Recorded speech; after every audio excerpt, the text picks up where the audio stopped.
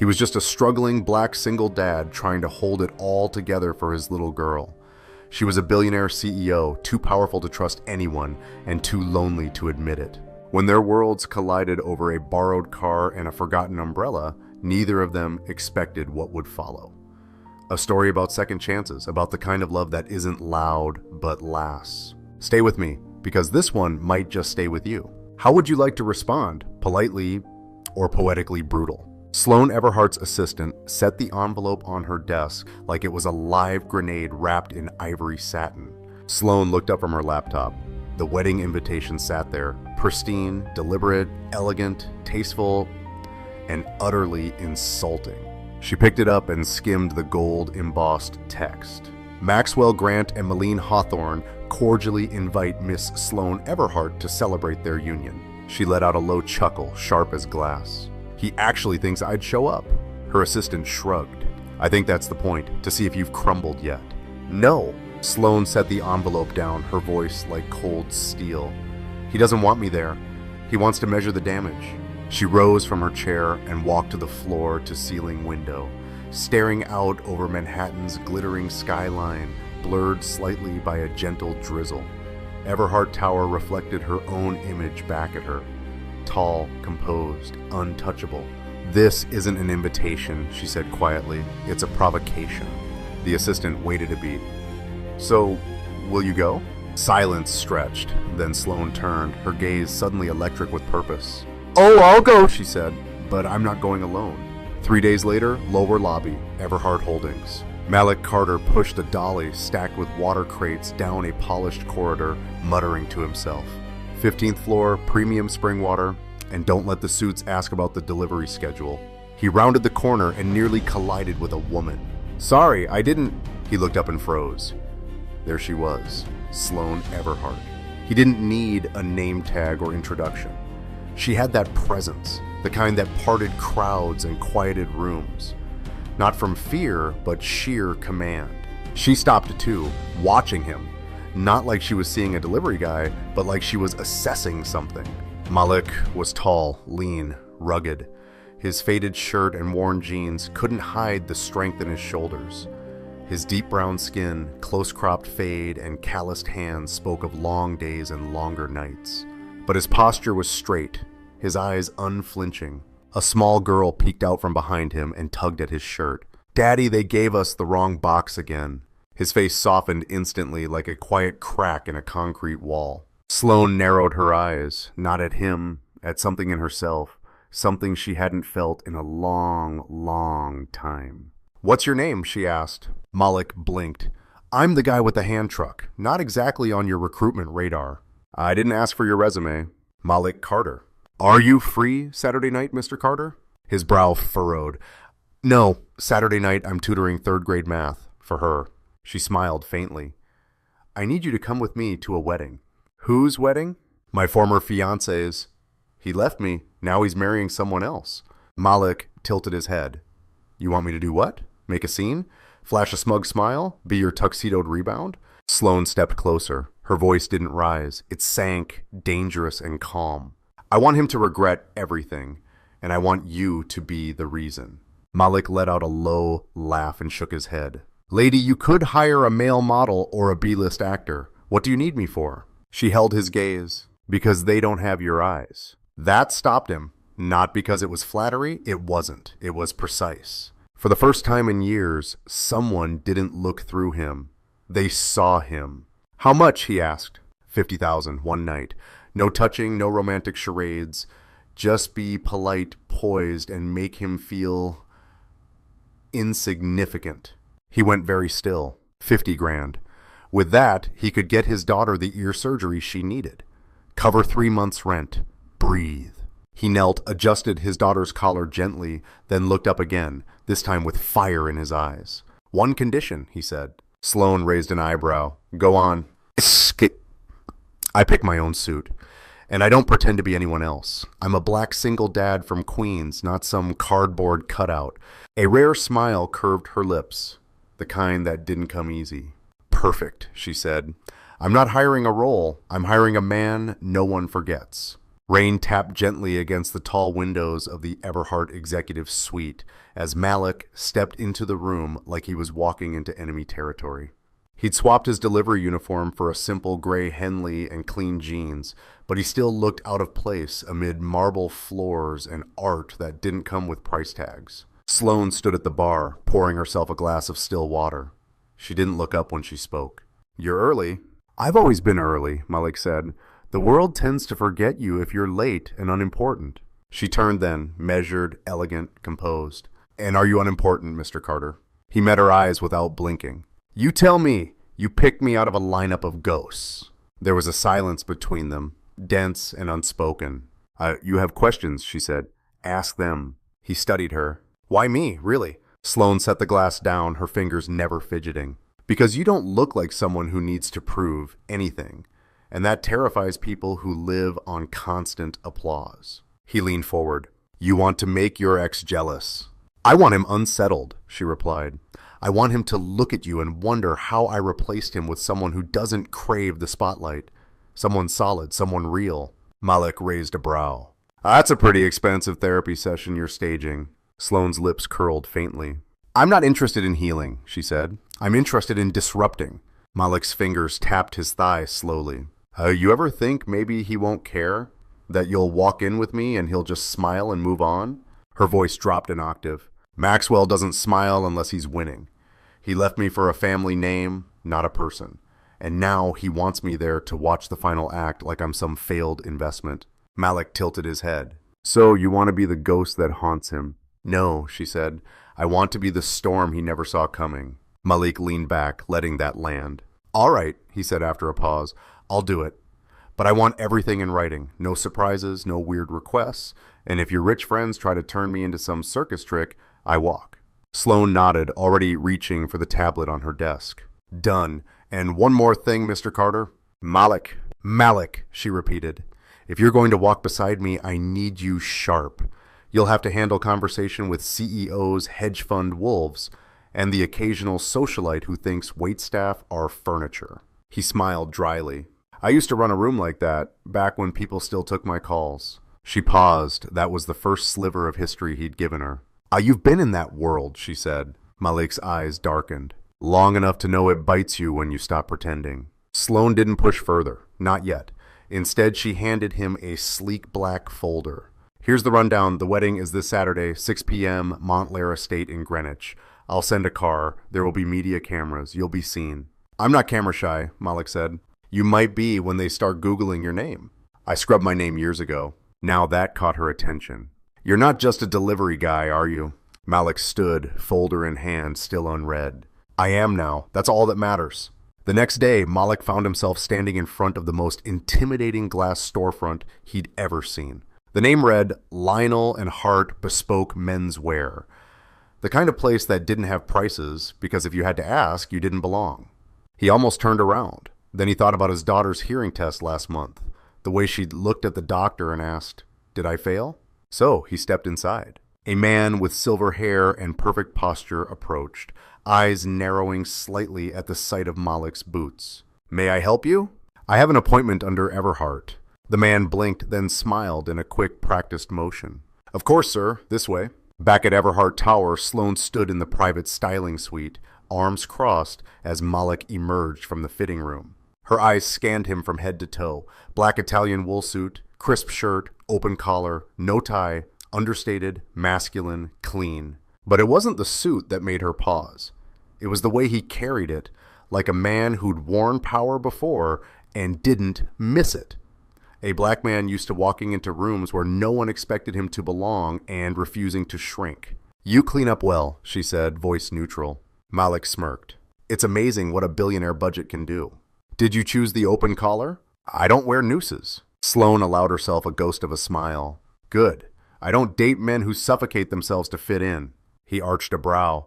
"Are we dating now?" She stepped closer. "No, but for one night the world might think so. And I need you to walk like you belong there." "I don't have to walk like I belong," he said calmly.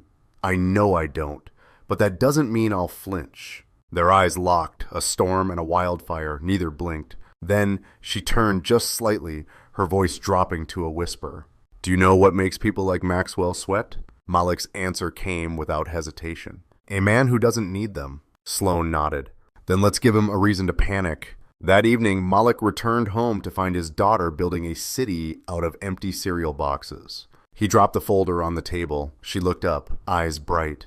Did the lady give you the job? Yeah, Malik said softly, but it's not a job. What is it? He knelt beside her, brushing her curls behind her ear.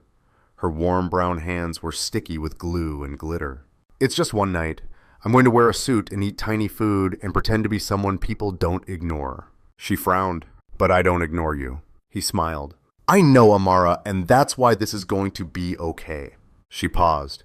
Will they like you? Malik looked at her, long and quiet, then said the words that would define everything that came next. They don't have to.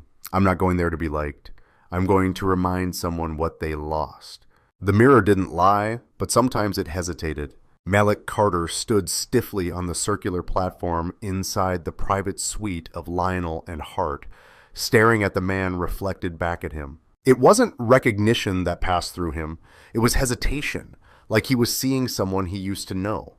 A version of himself he'd buried years ago beneath broken contracts, sleepless nights, and the sound of his daughter crying through a paper-thin apartment wall. Sir, the tailor asked, gently adjusting the cuff of the jacket. Does it feel tight? Malik flexed his shoulders. No, just strange. The suit was midnight blue, tailored to perfection and impossibly smooth against his skin. The kind of suit that didn't just fit your body, it fit your past. He turned slightly, catching his profile in the mirror. The lines on his face hadn't vanished. The weary look in his eyes hadn't softened. But somehow he looked like a man who had never fallen, a man who had never lost. Do you still want the collar open? The stylist asked. Malik nodded. If I'm going to wear your war paint, I'll keep one scar visible. From behind him, Sloane's voice cut through the stillness like a blade. You say that like elegance is deception. Malik met her eyes in the mirror. Isn't it? She stepped into the suite, arms crossed, heels silent against the floor. Her expression didn't waver. No. Deception is pretending you don't feel anything. Elegance is knowing exactly what you feel and choosing not to show it. Malik turned slowly, fully facing her. Then what am I right now? Elegance or a lie in expensive thread count? You're a man reclaiming something, she said. Not power, not pride, just presence. Malik let out a breath he hadn't realized he was holding. Sloane approached, her eyes studying him with a precision that felt clinical, and something more. She reached for the lapel of his jacket, smoothed it gently, then tapped once on his chest. Stand straight. Don't drop your gaze. And if anyone asks who you are, I say I'm the man he couldn't replace, Malik said. Sloane blinked, not because the answer was unexpected, but because it was exactly what she would have said. That line, she murmured, will ruin a man like Maxwell. Malik gave a dry smile. Then maybe I'll keep it in my pocket for dessert. She stepped back, nodding. You'll pass. He raised an eyebrow. Pass for what? For someone who doesn't belong to the background. There was a pause, a beat where neither of them moved. Then Sloane turned to leave, but Malik's voice stopped her. You talk like a woman who's used to being alone in a room full of people. She glanced over her shoulder. That's because I am. Later that night, Malik stood in front of the bathroom mirror in his small apartment, now wearing the same suit under yellow bathroom light. Amara leaned against the doorframe, wide-eyed. Oh, you look like a superhero, she whispered. He smiled. I don't think superheroes wear loafers, she giggled. But you look like someone important. Malik crouched down, fixing the hem of her pajama sleeve. I'm going to a wedding, remember? Will there be cake? Probably. Will they know you? He paused, then shook his head. No, but they'll know I don't need to be known. Amara tilted her head. That sounds confusing. Malik chuckled gently, brushing her hair back again. It means I'm not going there to impress anybody. I'm going because someone invited me. And for the first time in a long while, I think someone actually saw me. Saw your dad. A black man they couldn't ignore. Amara looked thoughtful. The lady with the shiny shoes? He grinned. Yeah, her. She stepped closer, wrapping her small arms around his neck. Well, I see you every day, and you're already my favorite person. He held her tightly, his voice barely a whisper. That's the only vote that counts, baby. The next morning, Sloane sat in her private office, scanning her emails without really reading them.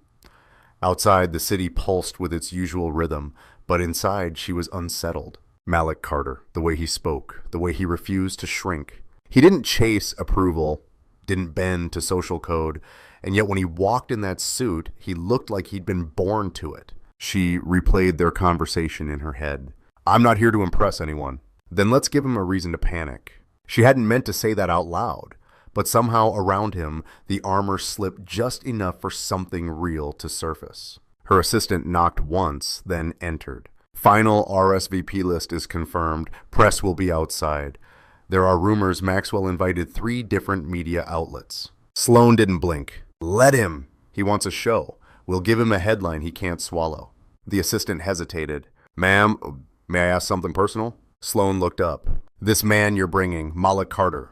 Is he a distraction?" Sloan cut in quickly. "A strategic variable?" The assistant nodded, unsure.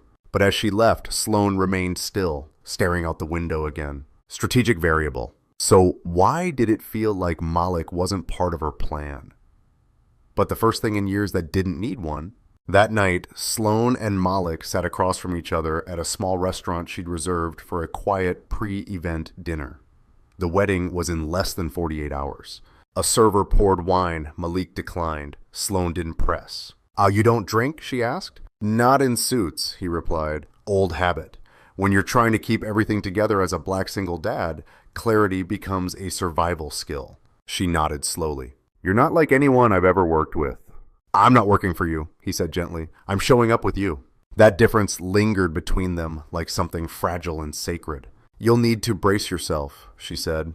"This isn't just about Maxwell. His fiancée, Malene, comes from the Hawthorne family. They'll dissect you with their eyes before you even shake a hand." Malik took a sip of water. "Let 'em. I've already been dissected, picked apart, laughed at, and you know what?" Sloan leaned in. "What?"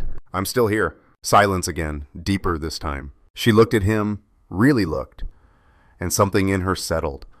For the first time in years, she wasn't just building walls. She was standing beside someone who didn't need to break them to understand what was inside. You don't flinch," she whispered. "I used to," he said, "until flinching got me nowhere." She held his gaze. "You're going to break that wedding wide open, Malik Carter." He smiled, not arrogantly, but with a quiet certainty. "I'm not going to break anything," he said. "I'm just going to show up. And sometimes that's enough to crack the whole foundation." The Montclair estate shimmered beneath a sky laced with silver clouds and dying sunlight. It looked like something out of a magazine.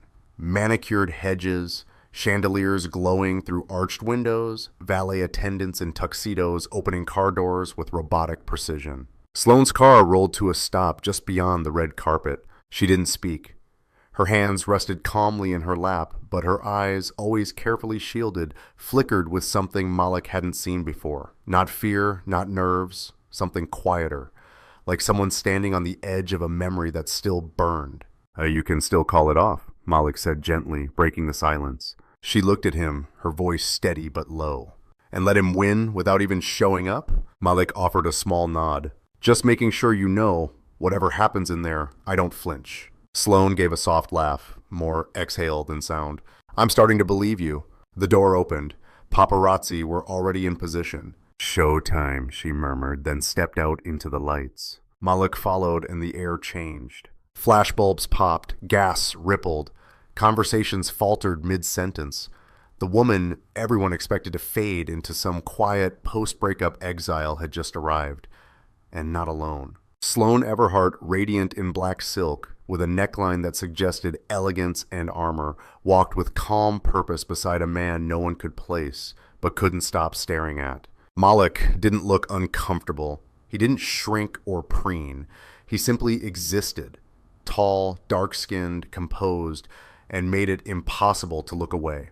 Inside, the grand hall gleamed with gold accents and the kind of luxury designed not just to impress, but to intimidate. Maxwell Grant stood near the stage, his arm around his bride, Malene Hawthorne, blonde, slim, polished to perfection, a smile fixed like porcelain on her lips. But when Sloan entered, his expression cracked. He wasn't expecting that. Not Sloan, not like this, and certainly not with someone who looked more like a storm than a date. Sloan walked straight toward them. Malik followed, silent as a shadow but impossible to ignore. Maxwell, she said, her voice cool, calm, clipped. Malene. Malene smiled with rehearsed sweetness. Sloan, what a surprise. I wasn't sure you'd come. I always honor a formal invitation, Sloan replied, especially when it's dressed like a provocation. Maxwell coughed lightly, recovering. You look well. I do, Sloan replied. Grief agrees with me. There was a beat of stunned silence. Malene's eyes flicked towards Malik. And your friend? Before Malik could speak, Sloan turned to him, offering her hand as if introducing royalty.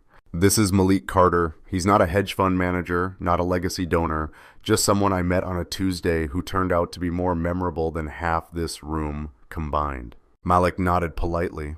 Pleasure. Maxwell extended a stiff hand. Malik shook it with measured calm. No smile, no overcompensation, just pressure. Just presence. You look familiar, Malene said, tilting her head slightly. Have we met? Malik's response was smooth and unbothered. You've probably met my shadow. He shows up where people forget who they stepped on. Malene blinked. Maxwell stared. Sloan smiled. Enjoy the evening, she said softly. You've both earned it. Then she turned. Not sharply, not dismissively, but like someone who had already forgiven the whole room for underestimating her. They walked away. Champagne glasses passed into their hands by waiters who suddenly remembered how to bow. Malik leaned toward her. That line back there. She grinned. Which one? Something about Tuesday. I told the truth. Malik's eyes glinted. Careful, Sloan. That almost sounded like affection. She sipped her champagne. Don't let it go to your head. It was well delivered. You make an excellent sword. Malik laughed. And you make a terrifying queen. An hour passed. Sloan floated between conversations with the grace of someone who had memorized the map of power years ago. Malik remained by her side, sometimes silent, sometimes surgical with his words, and people noticed. Not because he talked much, but because he didn't need to. In a room built on posturing, that was unnerving. At one point, a board chairman leaned towards Sloan. He's not like the usual types you bring. She responded without blinking. Exactly. Near the grand piano, Maxwell watched. Malene tried to distract him with introductions, to no avail. Sloan had expected resentment. What she didn't expect was regret. That moment came when the orchestra began a waltz. Malik turned to her, offering his hand. Would you like to dance? Sloan hesitated, not because she was unsure, but because it had been years since anyone had asked her anything without an angle. She nodded. They moved together under the chandeliers, his hand firm on her back, her steps precise but soft. There was no performance, no spectacle, just two people who, for a brief moment, fit. You're good at this, she murmured. Spent a few years dancing in circles, different kind, but it trained me. She smiled, genuinely. You're not rattled. I was, he said softly, but then I realized none of them matter, not really. She looked at him. What does matter? Malik didn't answer right away. Then he said the line that would stay with her long after the music stopped. That you showed up tonight not to be seen, but to finally stop disappearing. The music faded, but the words didn't. They lingered in her chest like a truth she'd been too proud to admit. As they stepped off the dance floor, Maxwell approached. Alone. Sloan, he began, clearly rattled. Can we speak for a moment? Malik moved to step back, but Sloan touched his arm lightly. Stay. She turned to Maxwell. We've already spoken, Max. You just didn't listen. This isn't about the past, he said quickly. It's about closure, she cut in. You don't get to rewrite the ending. He opened his mouth, but her voice was firm. Final. You left. And tonight I walked into your wedding and didn't fall apart. That's all the closure either of us is getting.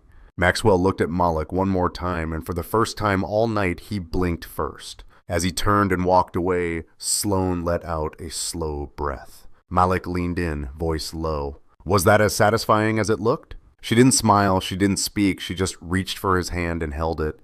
Not because the room was watching, but because for the first time in years, she didn't care if it was. By the time the music died down and the last champagne glass had been cleared, the Montclair estate felt less like a wedding and more like the aftermath of a silent war. Sloan and Malik walked out beneath the velvet sky, heels on stone, headlights waiting at the curb like sentries. Neither spoke. It wasn't awkward. It was heavier than that. When they reached their car, Sloan turned to him, arms loosely crossed, her voice low. You held your ground. Malik leaned against the door, hands in his pockets. You expected I wouldn't? No, she admitted. I just wasn't sure how much ground you had left. That landed between them like truth often does, quiet and undeniable. There's always ground, Malik said. Sometimes it's just under rubble. Sloan opened the car door, paused, then looked back at him. Do you want to go home, Malik? Or do you want to know why you were the perfect person for tonight? He didn't hesitate. I want to know. 20 minutes later, they stood in the elevator of Everhart Tower, the silence between them now electric. No longer burdened but buzzing, charged with something neither could name yet. The elevator doors opened to a private penthouse that overlooked all of Manhattan. Floor-to-ceiling glass walls reflected the city back at them like a mirror of everything they weren't saying. Malik stepped in slowly, eyes moving across the space. You live like someone who never expects to stay, he said. Sloan arched an eyebrow.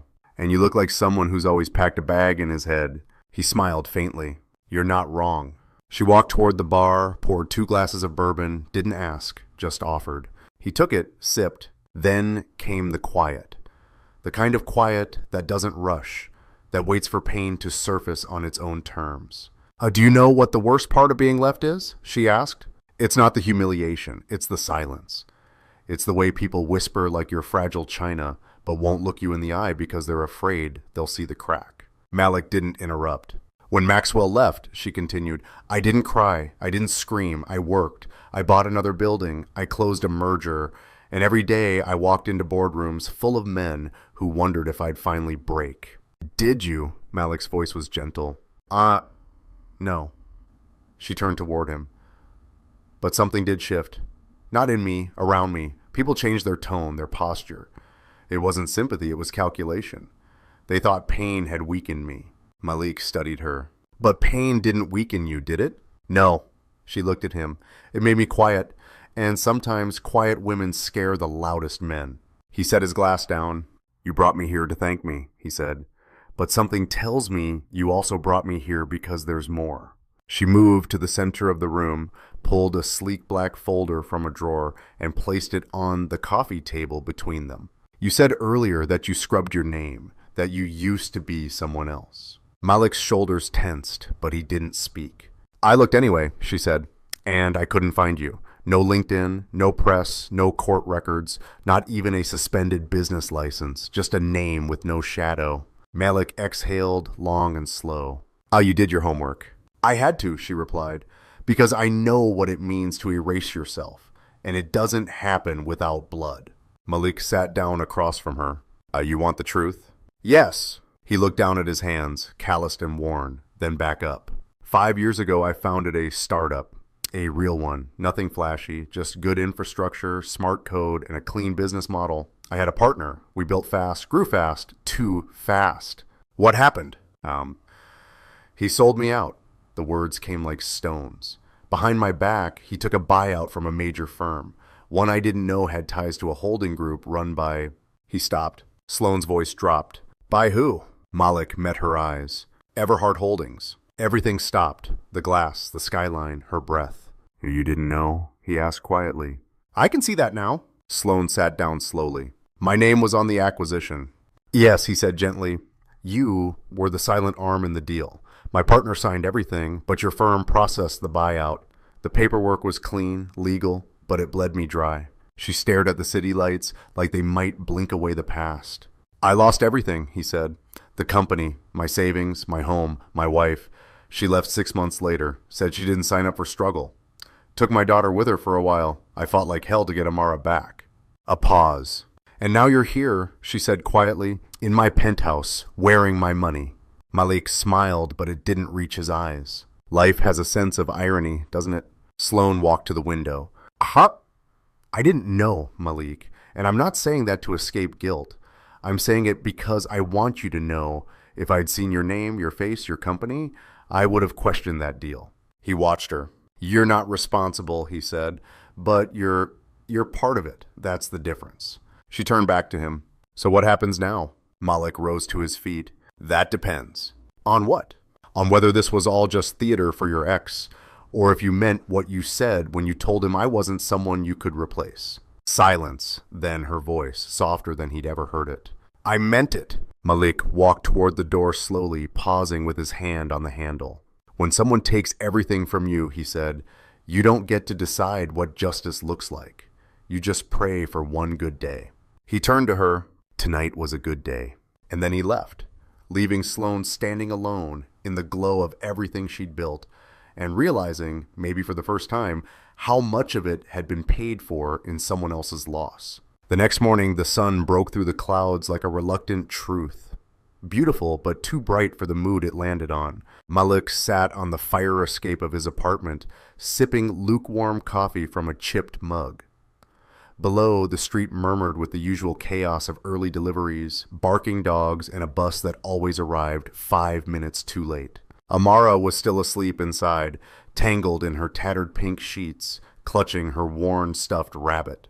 Last night kept echoing in Malik's mind like a song with no chorus. He had stood in the belly of privilege, met ghosts in tuxedos, and watched a woman who had unknowingly played a part in his downfall reach for something that looked dangerously like redemption. And now he was empty again.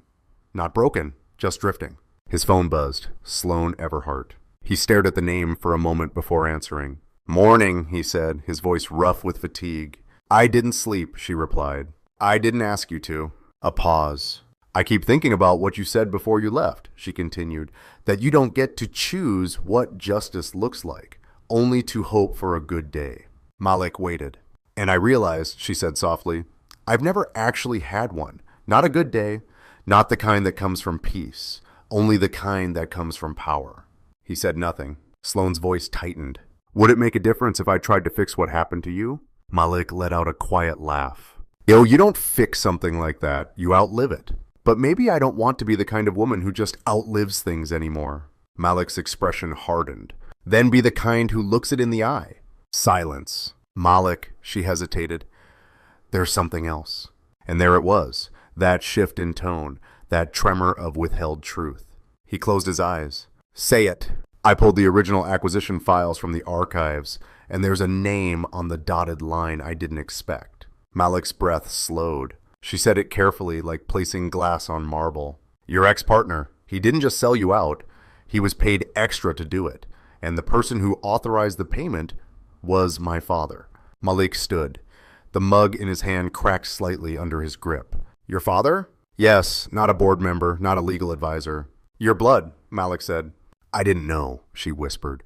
My father used ghost entities. He had his own war games going, always has. He bought your company not for profit, but to bury something. I don't know what yet. Malik paced the narrow ledge, jaw clenched. So I was never even a target, just collateral damage. Yes. And you thought telling me this would help? I thought not telling you would be worse. He stopped pacing. You think this changes anything? Sloane's voice cracked just slightly. It should. No, Malik said. It just completes the circle. Then he hung up. Later that afternoon, Malik stood outside a community center where Amara had her after-school drawing class. The mural on the side wall was faded but still beautiful, 100 tiny handprints forming a single tree. A woman approached from the parking lot, dressed simply but sharply. It was Sloane. Malik didn't move. How did you find me? I asked the doorman at your building. He likes me better than you do. He turned to her slowly. I told you everything you needed to know last night. I know, she said, stepping closer. You told me everything that hurt, not everything that mattered. Malik looked away. You once said people don't flinch when they've lost everything, she went on. But maybe flinching isn't weakness. Maybe it's proof we still feel. He stayed silent. She tried again. You showed up for me when I needed someone to steady the room. You held the line when the floor beneath me cracked. I didn't bring you into my world to ruin yours, Malik. You didn't ruin it, he said flatly. You just reminded me what it felt like to lose it twice. Sloane's eyes glistened, but not with tears. With restraint. I can't change the past, she said. But I can fight the future. I can expose what my father did. Clean house, make sure no one else gets caught in his shadows. Malik studied her. Why? For me? No, she said. For myself. Because if I don't, then everything I've built is just a throne on top of other people's bones. He let out a slow breath. Just then, Amara burst through the doors, waving a drawing. Daddy, look, I drew a princess on a motorcycle. Malik knelt, took the paper, and smiled. Fastest royal in the kingdom. Amara spotted Sloane. Is that your friend with the shiny shoes? Sloane smiled. That's me. Are you going to come to my birthday party? Malik and Sloane exchanged a look. Amara grinned, unbothered. I want cake with strawberries and no grown-up talking. I'll try, Sloane said gently, but I might be late. Amara nodded solemnly, as if that was fair. Malik stood again. Sloane looked at him. I'm not asking for forgiveness, Malik. I'm asking for the chance to stand beside you, not as your fixer, but maybe one day as your friend. He watched her for a long moment, then finally spoke. You've got one shot.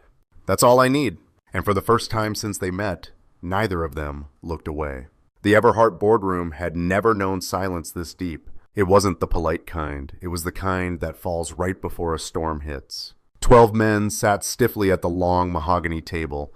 Most were veterans of mergers, takeovers, corporate chess, played with other people's lives. But today, Sloane Everhart wasn't playing chess. She was holding a sword.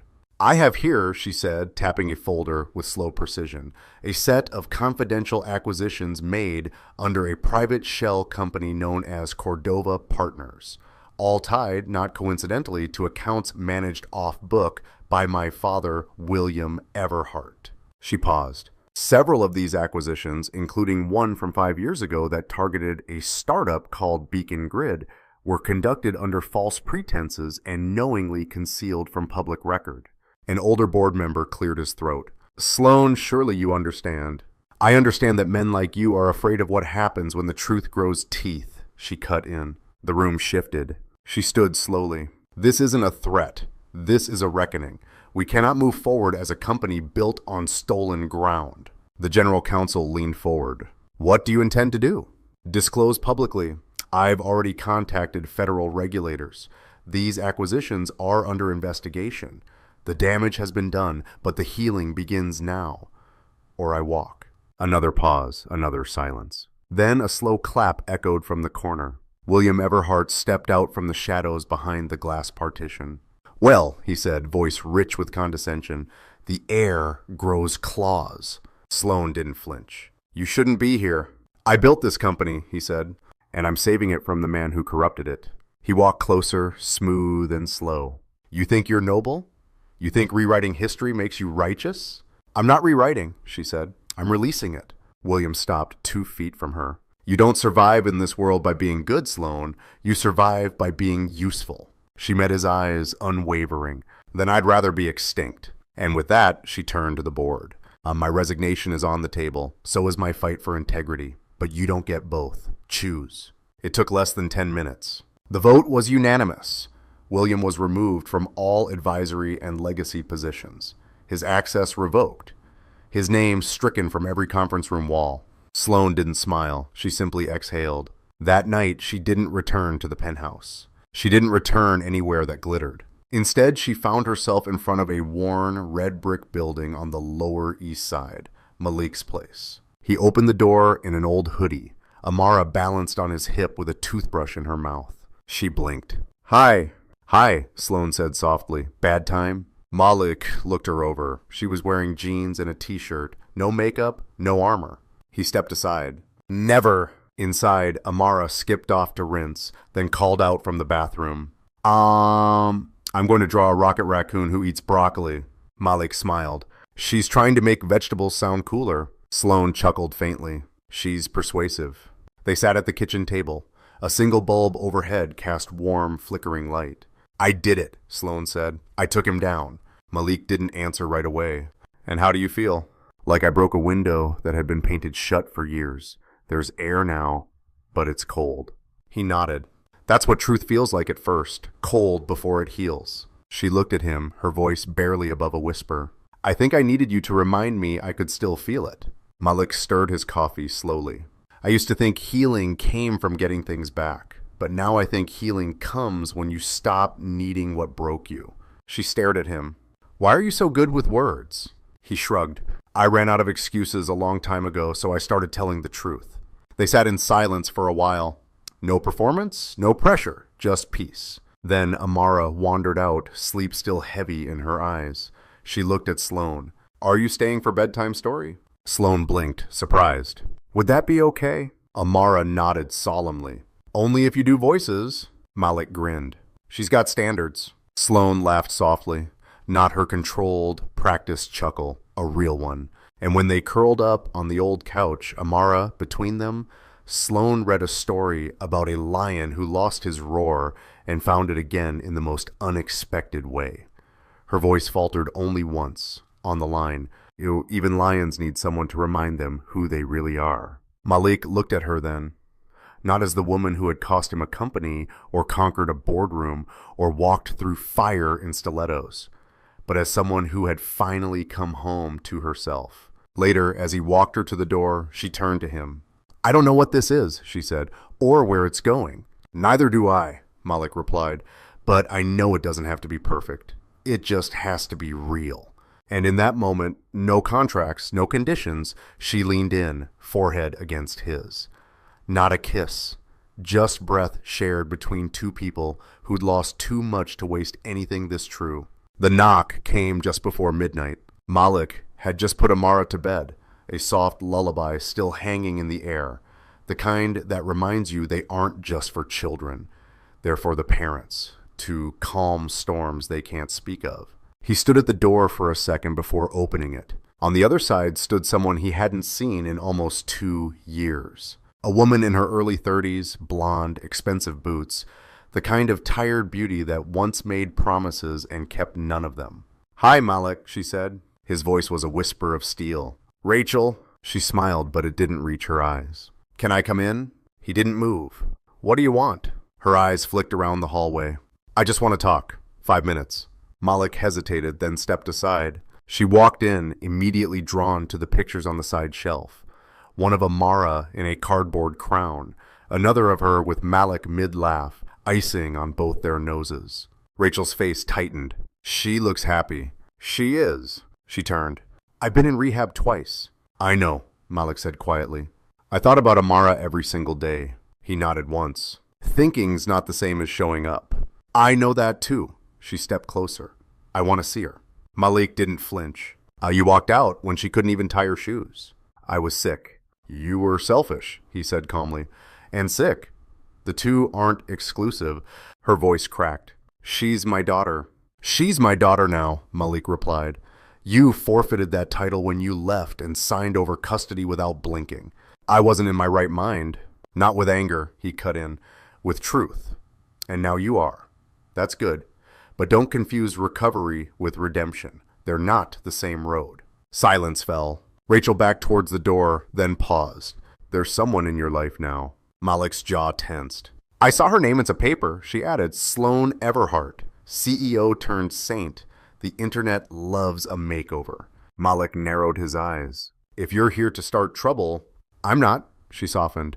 I wanted to see you and to say I'm sorry, even if you'll never believe it. I believe in apologies, he said, leaning against the table, hands clasped tightly. But only when they come with changed behavior, not just changed words. Rachel nodded slowly, then reached into her coat and handed him a folded envelope. My number, in case she ever wants to ask questions. I'm brave enough to answer. He took it wordlessly.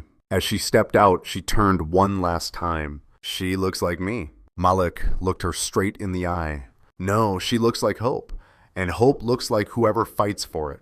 The next morning, Sloane was already seated at the corner booth of an old diner Malik used to frequent with Amara on weekends. She wore a cream sweater, no makeup, hair loosely pulled back. She looked less like a CEO and more like someone trying to remember what warmth felt like. Malik slid into the seat opposite her. You look like you haven't slept, she said. He stirred his coffee slowly. Rachel came by last night. Sloane's eyes sharpened, but her voice stayed even. The ex. She wants to see Amara. Sloane didn't respond right away. And what did you say? That she doesn't get to walk in and rewrite the ending just because she regrets the middle. Sloane nodded slowly. That's a good line. It wasn't a line, he said. It was truth. They sat in silence as the waitress brought pancakes for Amara, who was in a booth nearby, drawing a rocket that somehow had flowers for exhaust. Sloane glanced over at her, then back at Malik. She'll ask someday, Sloane said, about her mother. I know. What will you tell her? The truth, he replied, but gently. I'll tell her that some people love with all they have, and sometimes all they have just isn't enough. Sloane swallowed.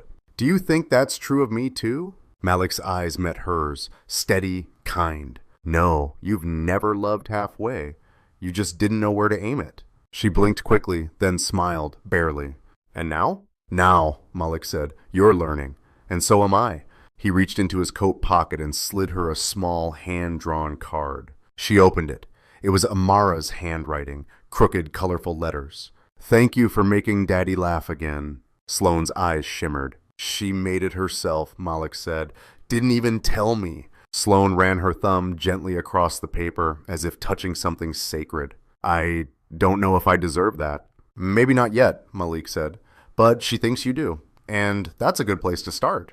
She folded the card carefully, like it was more fragile than any contract she'd ever signed, then looked at him. You said something once.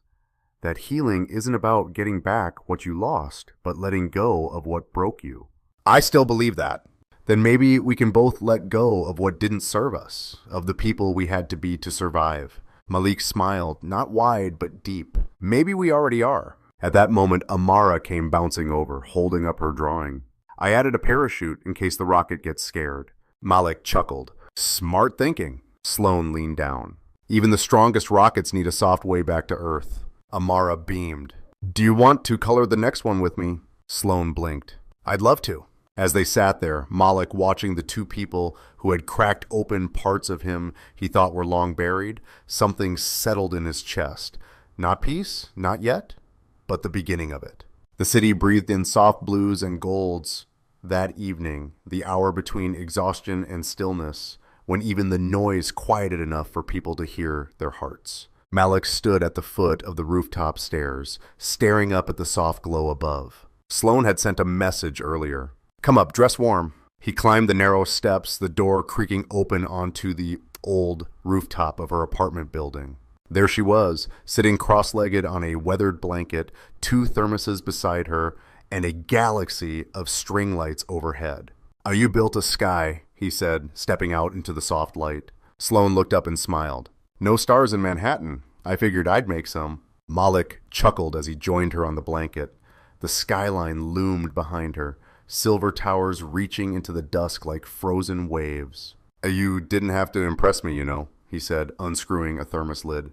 It's not for you, she replied, handing him a cup. It's for me. I've spent my whole life building things that sparkle. Tonight, I wanted to build something that means something. He took a sip, chamomile and honey. You're changing, Malik said. No, she replied softly. I'm just remembering. They sat for a moment, watching the city blink below. Tuam, I used to come up here when I was a teenager, Sloane said. After fights with my father, after every boardroom failure, this was the only place where I could take off the mask. Why are you showing me this? Malik asked. Because you're the first person I've ever wanted to see me without it.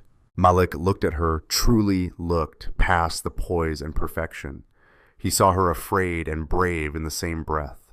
You think I'm strong, she said, but most of the time I'm just performing strength. Real strength, Malik said quietly, is being seen in your softness and not flinching. Sloane exhaled shakily. Then I want to be strong. He reached over and gently touched her hand. Then start here. Silence fell again, but this time it wasn't empty. It was sacred. Do you think it's possible for people like us, she asked, broken in such different ways, to find something whole? Malik stared down at their hands. I don't think love is what saves us from the wreckage, he said. I think it's what we find when we stop pretending we were never broken. She let his words settle deep. I spent years believing I had to earn love by being useful, powerful, needed, she admitted. But with you, I just want to be. And that, Malik said, his voice soft, is exactly enough. Then, slowly, deliberately, he leaned in. It wasn't a grand cinematic kiss. It was quieter, a meeting of breath and memory and longing that had waited too long. When they parted, Sloane's forehead rested against his. I'm terrified, she whispered. So am I, he answered. But let's not run from it this time. Later that week, the 3 of them, Malik, Sloane, and Amara, found themselves at a quiet farmer's market on the edge of the city. It wasn't planned. Sloane had picked them up in a borrowed car, no security, no chauffeur, just her hair in a ponytail, sunglasses pushed up, laughing when Amara insisted they buy every jar of strawberry jam they passed. You know this stuff is basically candy in disguise, right? Malik said, examining a mason jar. Good, Amara chirped. Then I won't need dessert. Sloane bent down, whispering loudly. Don't tell your dad, but I agree. Malik raised a brow. Oh, it's like that now. Team Strawberry? Team Strawberry, Sloane confirmed, sticking her tongue out. Amara giggled uncontrollably. And Malik... He just watched them. Two pieces of his life he never imagined would fit in the same frame. Yet here they were, painting Saturdays in color again. As they sat on a bench with their bags and jam, Amara played with a ladybug on her hand. You know what scares me the most? Sloane asked quietly, leaning into Malik. What? That I might actually deserve this. Malik looked at her. You do? She nodded, tears barely held. It's hard to let something this gentle in after a lifetime of hardness. It's not gentleness that's scary, Malik said. It's the silence it brings, because that's when you hear everything you tried to outrun. Sloane blinked, quietly undone. Then Amara climbed onto both their laps, sticky fingers, wild hair. Are we a team now? She asked. Malik froze, unsure how to answer. But Sloane, without hesitation, pulled Amara close and said, If you'll have me. Amara nodded, satisfied. Then yes. That night, after Amara had gone to sleep, Malik stood at the doorway of her room. The nightlight glowed softly. He lingered longer than usual. Sloane came up behind him, wrapping her arms around his waist. Is this what healing looks like? She asked. Malik turned, resting his forehead against hers. No, he said quietly. This is what hope looks like when it finally believes it has a home. The voicemail blinked on Malik's phone just after midnight. He was finishing up a short story, one he hadn't meant to write, but which poured out of him like water breaking through a dam.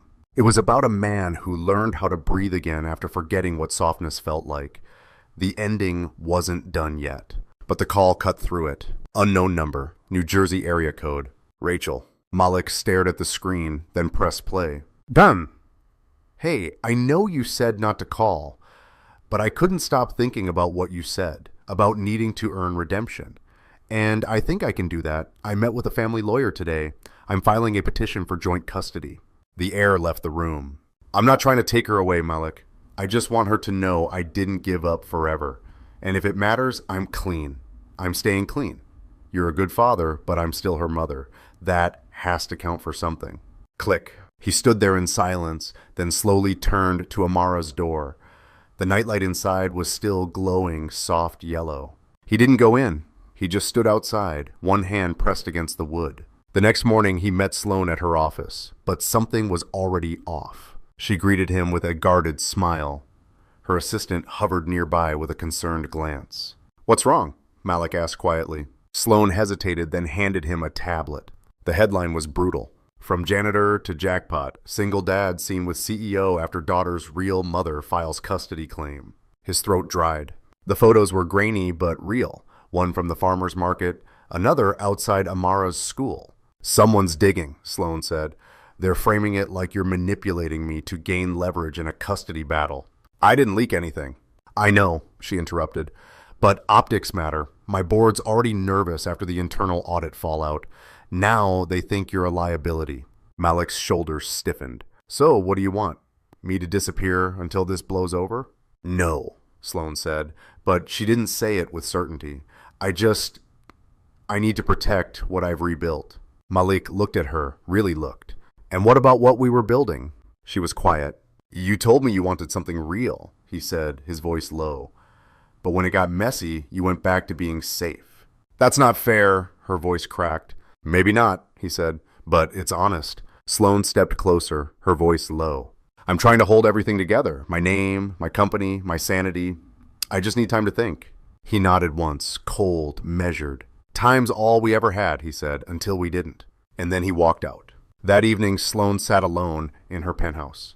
The lights of the city glittered below, mocking her like 1,000 blinking reminders of every lie she once had to believe to survive. She thought of Malik's eyes when he closed that door. Not angry, just tired. She picked up the card Amara had made. Thank you for making Daddy laugh again.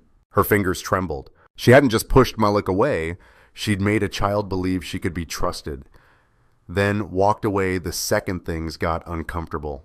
Is this who I still am? She heard her father's voice in her memory. Control the narrative before the narrative controls you. But Malik never wanted to control anything. He just wanted to be loved without performance, and she hadn't known how. Not until she lost the one person who looked at her and saw home instead of headlines. Meanwhile, Malik sat on the fire escape outside his apartment, staring at the quiet alley below. Rachel hadn't followed up. The story was snowballing. A lawyer had left a voicemail about court scheduling. But none of that cut as deep as the silence from Sloan. He could forgive attack. He could weather insult. But being doubted, being treated like a calculation, that hurt. Amara came out in her pajamas, climbing into his lap without a word. After a long pause, she said, "Is the nice lady not coming back?" Malik swallowed. "She might need some time." Amara nodded. "That's okay. Sometimes I need time too. Like when I cried in the cafeteria and didn't want anyone to look at me." Malik kissed her hair. "I know." Amara tilted her head up. "But you waited anyway, remember? You just sat there till I was ready." He smiled faintly. Maybe that's what love was. Not fixing, not chasing, just waiting gently with presence. The next afternoon, Malik found a letter at his door. No return address. Inside was a single sheet of expensive paper, handwritten. Sloane's script, tight, elegant, but clearly shaken. "Malik, I said I needed time. What I should have said is I needed courage, and I didn't have enough of it when it mattered most. You were never the liability. My fear was. You didn't cost me my legacy. You reminded me I'm more than one. Amara gave me a drawing. It had a rocket and a parachute. I didn't understand it then, but I do now. She was teaching me something you already knew. Sometimes the only way to fly is to trust where you'll land. If you can forgive me, not quickly, but truly, I'd like to try again. Not as your solution, not as your project, just as a woman who's learning how to stay when it's hard. I miss the way you breathe when you're not pretending to be fine. I miss the way Amara says strawberry jam like a queen. Mostly, I miss the sound of our quiet." Sloan. Malik stood still, reading it twice, then folded it carefully, placed it in his pocket, and looked up at the sky. Already darker, but not without stars. The court date came and went quietly. Rachel never showed. Her lawyer explained it was voluntary, that she had withdrawn the petition after serious reconsideration. Malik didn't ask for more. He didn't need it. Sometimes closure came not as a bang, but as a decision to stop bleeding into old wounds. He walked out of the courthouse holding Amara's hand. The day was bright, breezy.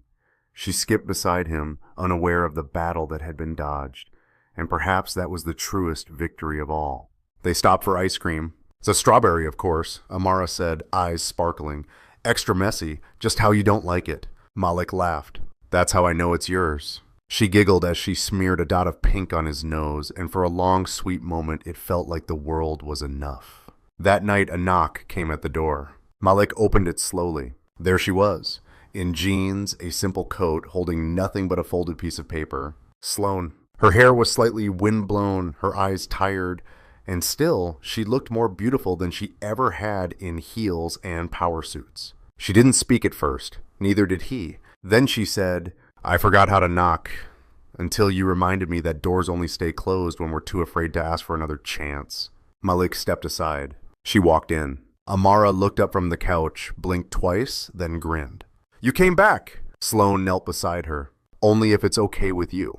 Amara nodded with unfiltered joy. "You missed the rocket launch." "I'll never miss another one," Sloan whispered. "That's a promise." Amara threw her arms around her, and Malik watched, silently, reverently, as the broken places in 3 separate hearts began stitching themselves together, thread by thread, choice by choice. Later, after Amara had fallen asleep with Sloane's hand still in hers, Malik led Sloane to the kitchen. They sat in silence, the kind that no longer felt like avoidance, but intimacy. Malik poured tea. You didn't have to come back," he said. "I know." He met her eyes. "So why did you?" She exhaled, long and real. "Because running never healed me. But the silence between us, it hurt more than anything I've ever walked away from. And I realized I don't want to be the woman who builds empires and loses every room worth living in." Malik looked at her, unflinching. "And what do you want to be?" She leaned forward. "The woman who stays.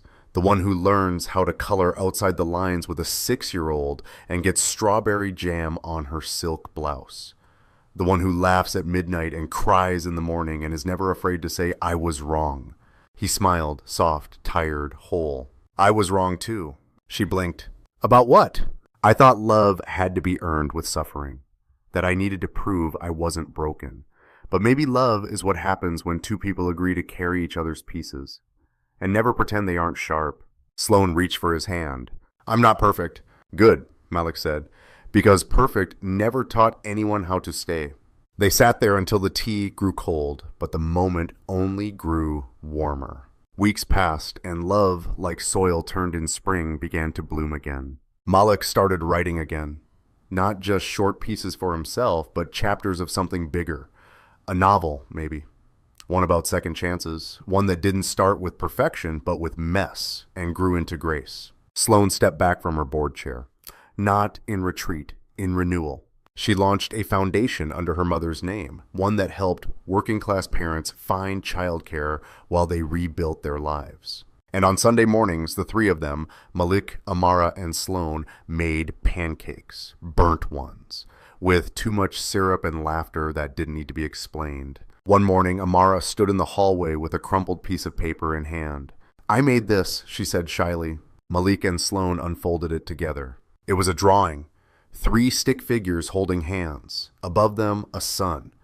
Below them, grass, messy, joyful, real. Across the top, in crooked pink crayon, "Our home." Malik looked at Sloan. Sloan looked at Amara.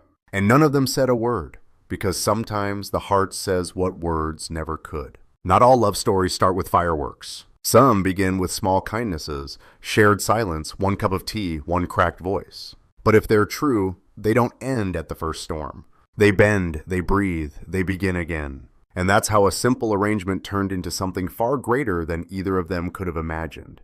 A new beginning built on trust, compassion, and a love they never saw coming. Now it's your turn. Where are you watching from? We'd love to hear your thoughts in the comments below. Did this story move you? Did a moment speak to your heart? Share your feelings, your favorite line, or even just a hello from your corner of the world. We post stories like this every single day, so if you haven't already, make sure to subscribe and turn on the notification bell so you never miss a moment that could brighten your day. Thank you so much for watching.